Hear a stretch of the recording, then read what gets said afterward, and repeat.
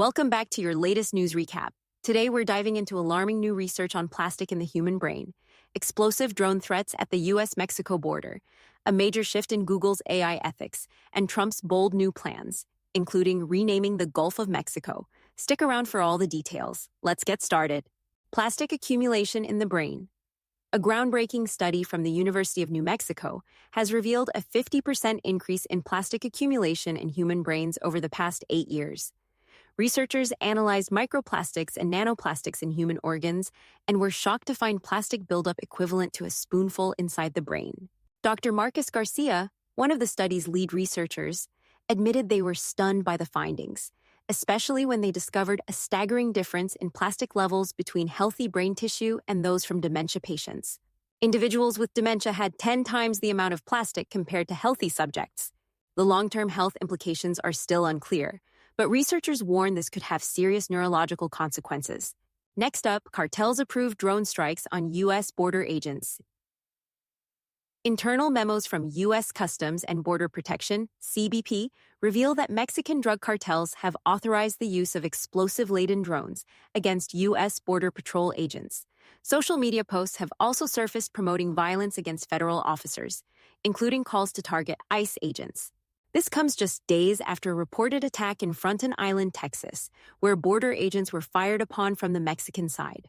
Authorities are now bracing for a potential escalation in cartel tactics along the southern border. Next, Google has quietly updated its AI ethics policy, removing a key restriction that once prohibited the company from using artificial intelligence for weapons or surveillance.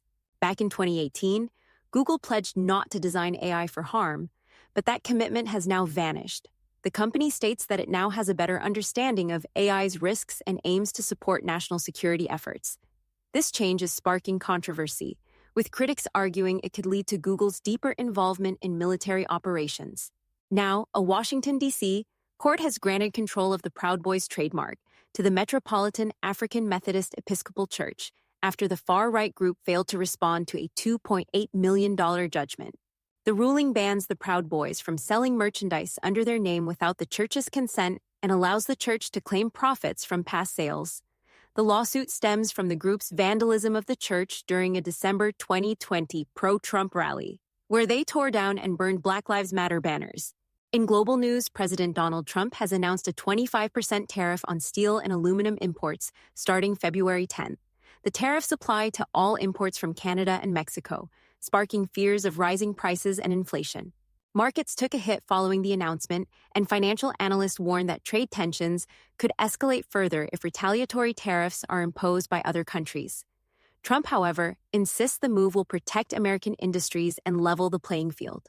Also in a Super Bowl interview, President Trump shocked many by suggesting that Canada could become the 51st U.S. state. He claimed, "I think the Canadian people would love to join the United States with no tariffs, with lower taxes." Canadian Prime Minister Justin Trudeau acknowledged the comments, linking them to Trump's desire for access to Canada's natural resources.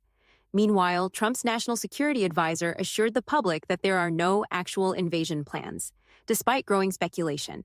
On his way to the Super Bowl, Trump signed an executive order declaring February 9th as Gulf of America Day and directing the Department of the Interior to begin renaming the Gulf of Mexico.